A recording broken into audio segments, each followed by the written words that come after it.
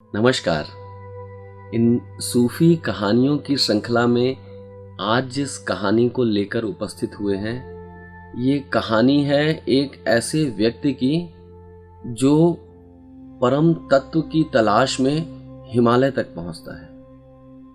उसके पास अगर कोई वासना बची होती है तो मात्र इतनी ही कि मुझे ईश्वर की प्राप्ति करनी है। यही एकमात्र इच्छा उसे हिमालय तक पहुंचा देती है। तो कहानी ऐसे है कि ये जो व्यक्ति है ये तलाश कर रहा है परमात्मा की, बोध की, जागरूकता की। तो इसके लिए वो एक स्थान से दूसरे स्थान, एक गुरु से दूसरे गुरु तक यात्राएं करता रहता है, भटकता रहता है, लोगों से पूछता रहता है कि कोई योग्य गुरु बता दो जो मुझे परमात्म तत्व तक पहुंचा दे, जो मुझे ईश्वर का साक्षात्कार करा दे। लोग उसे बताते हैं अलग अलग गुरुओं के बारे में, वो जाता है, सब जगह प्रयास करता है, लेकिन कुछ उपलब्ध नहीं हो पाता। अंततः जब वो निराश हो जाता है तब उसे कहीं से सुनने को मिलता है कि हिमालय में एक योगी रहता है और ये बिल्कुल अटल है कि अगर तुमने उस योगी को पा लिया और उसने तुम्हें स्वीकार कर लिया तो यकीन जानना कि तुम्हें परमात्मा मिल ही जाएगा।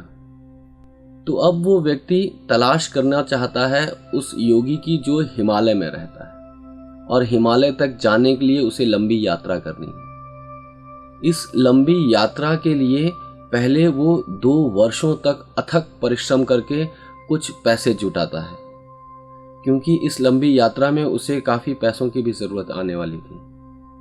तो जब उसे लगता है कि उसने उतने पैसे कमा लिए हैं जिससे वो यात्रा संभव हो सके, तब वह अपना सारा काम धंधा छोड़ के उस यात्रा पर निकल चलता है हिमालय की ओर। दिन बहुत पुराने हैं, कहानी बहुत पुरानी है, तो उस समय की यात्रा में समय भी काफ़ी लगता था। ऊंट किए गए, घोड़े किए गए, पैदल यात्राएं की, तब जाकर वो हिमालय की तराई तक पहुंचा। तराई में जब उसने उस योगी के बारे में जानना चाहा तो गांव वालों ने बताया कि हाँ, सुना तो है कि एक योगी ऊपर रहता है, लेकिन कहाँ रहता है ये कोई नहीं जानता।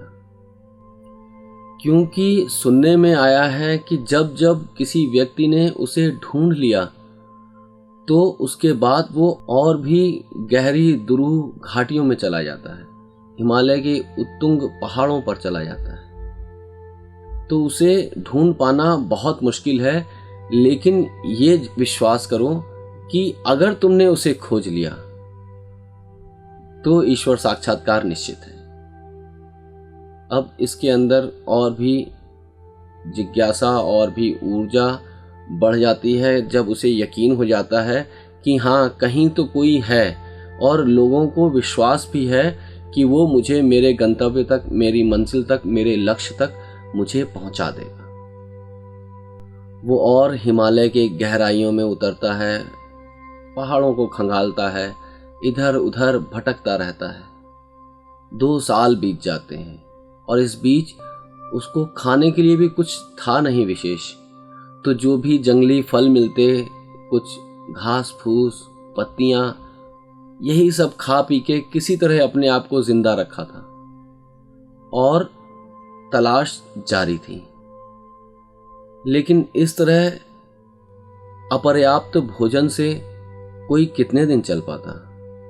वो कमज़ोर होने लगा, वज़न उसका काफ़ी गिर गया, थकान बढ़ने लगी, और एक दिन वो जब देखता है कि उसके लिए चलना भी मुश्किल होता जा रहा है, तभी झुरमुट में उसे एक झोपड़ी दिखाई देती है। घास फूस की झोपड़ी, वीरान, बिल्कुल एकांत, स्थित प्रज्ञ की तरह खड़ी झोपड़ी।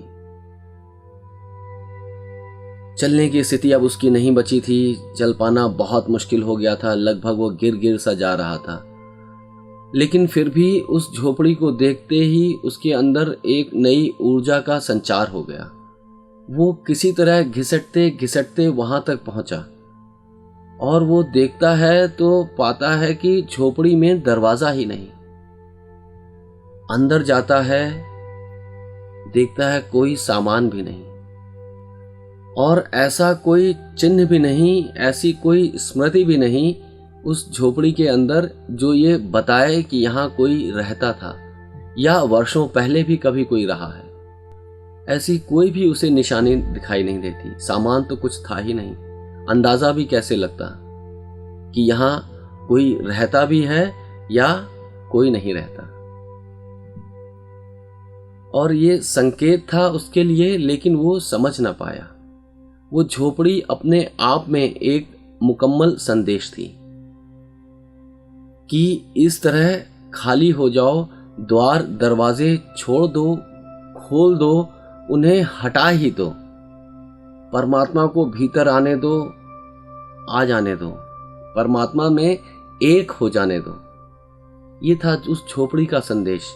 और सामान जो कुछ भी नहीं था तो था कि स्मृतियां शेष हो चुकी हैं, वासनाएं शेष हो चुके हैं, अब कोई लक्ष्य बचा नहीं जीवन में। अब ये सिर्फ एक काया है, एक चोला है जिसमें कोई रहता था या रहता है या फिर आता जाता रहता है।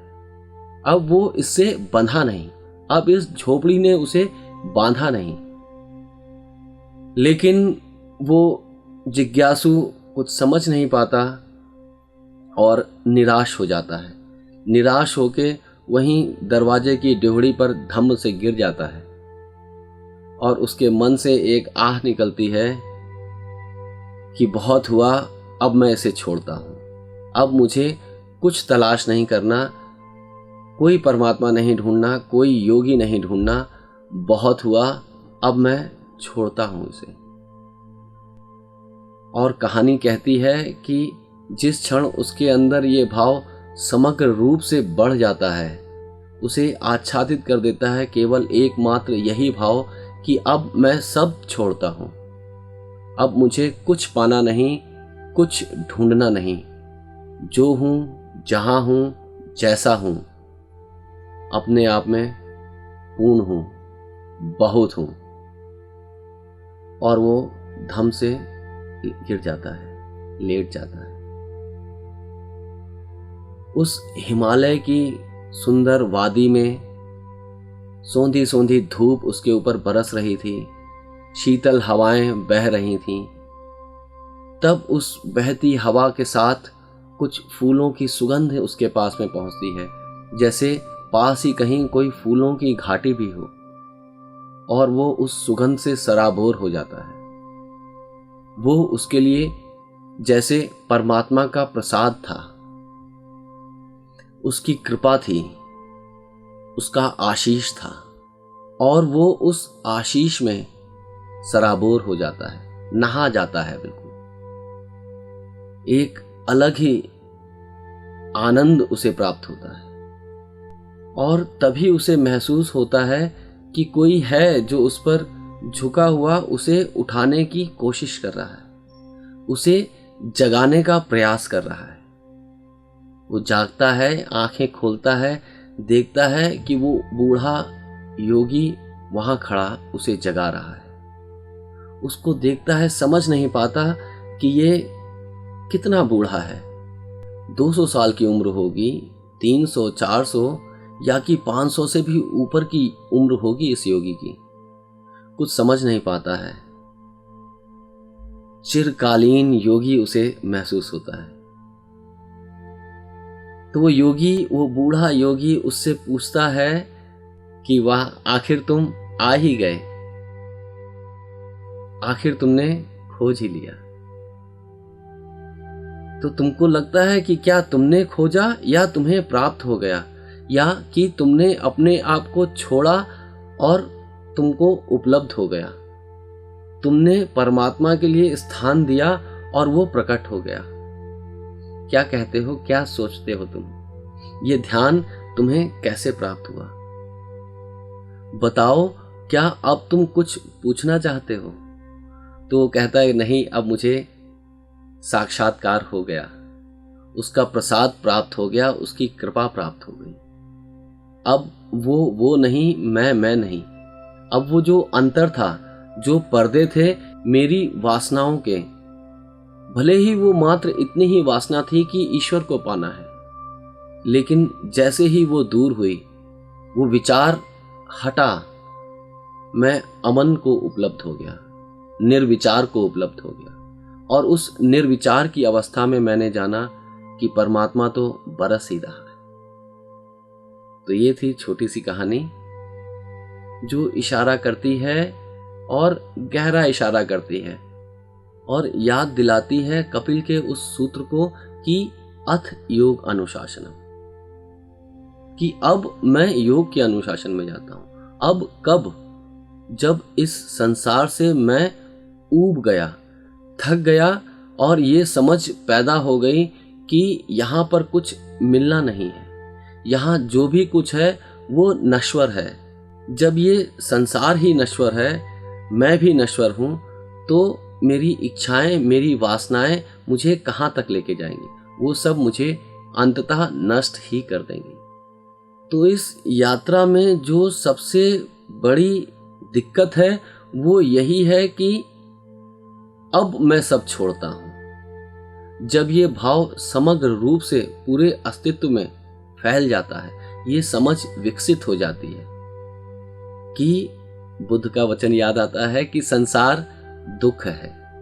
जब ये समझ आ जाती है तब आप इसे छोड़ पाते हैं, और जब इसे छोड़ पाते हैं तब आप एक रिक्त स्थान बनाते हैं जहां पर अहेतुक की कृपा बरस सकती है।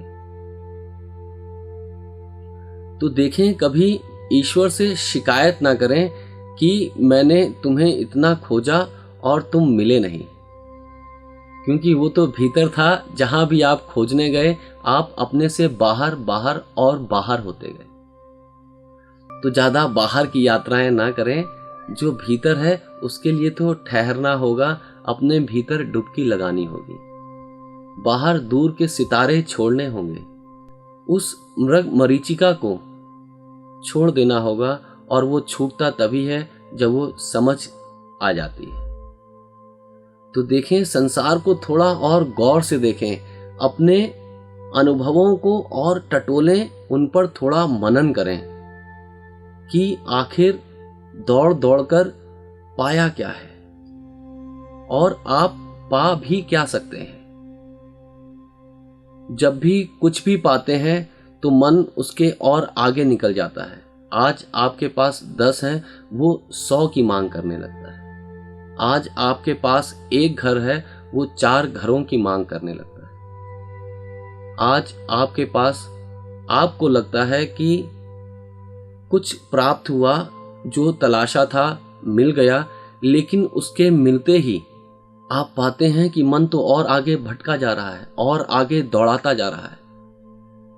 तो जब ये समझ में आ जाता है कि इसका स्वभाव दौड़ना ही है, ये कुछ पाना नहीं चाहता, सिर्फ दौड़ने का बहाना बना रहे, इसलिए कुछ चाहने की इच्छा करता रहता है, और पाने से तो कुछ उपलब्ध होता नहीं।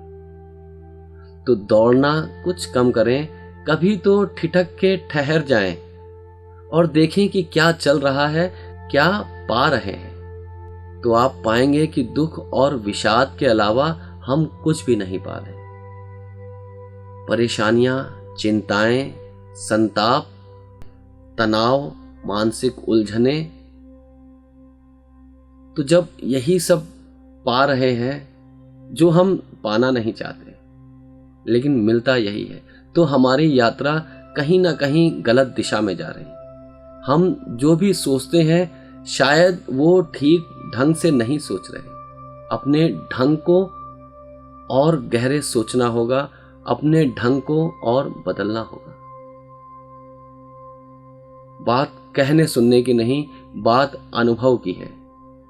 जब ये अनुभव परिपक्व होता है तब समझ गहरी होती है, और जब समझ गहरी होती है तो निष्कर्ष अनूठे निकलते हैं। तो खोजबीन करें, संसार में तो बहुत कर ली, अब थोड़ा अपने आप को भी जानें, आखिर हम हैं क्या, हमारे सोचने समझने का ढंग क्या है? हम हमेशा आसमान के फूलों की तरफ क्यों आकर्षित रहते हैं जो कभी मिलने नहीं? हाँ, उस बहाने से दौड़ना चलता रहेगा, थकान चलती रहेगी और बुद्ध हमेशा सत्य सिद्ध होते रहेंगे कि संसार दुख है और संसार एक इल्यूजनरी वर्ल्ड है, मेंटल वर्ल्ड, एक मानसिक जगत में हम रहते हैं और ये मानसिक जगत ही है जो हमें त्रस्त करता है। तो कभी कभी इस जगत को विश्राम दें और ये जो वास्तविक जगत है इसका आनंद लें जहां परमात्मा बरस रहा है, फूलों में मुस्कुरा रहा है, घास के तिनकों में लहलहा रहा है, पेड़ों में खिल रहा है, फूलों की तरह बरस रहा है, हमको चारों ओर से घेरे हुए है। तो परमात्मा की चादर ओढ़ें, उसमें खो जाएं, उसमें डूब जाएं और आप पाएंगे कि आप जो भी महसूस करते थे अपने आप को एक भ्रम मात्र था, आप परमात्मा ही हैं। तो जैसे जैसे ये भाव गहरा होता जाएगा कि हम परमात्मा ही हैं, तो हमारा इस संसार से बैर भी खत्म हो जाएगा, क्योंकि ये भी तो उसी का बनाया है। इससे विरोध खत्म हो जाएगा, लोगों से कष्ट होना खत्म हो जाएगा, प्रेम बढ़ना शुरू हो जाएगा जो उसका स्वभाव है। तो ये स्वभाव हम सब पर बरसे और हम सब शांति, आनंद और उल्लास का जीवन बिताएं। इन्हीं शुभकामनाओं के साथ नमस्कार।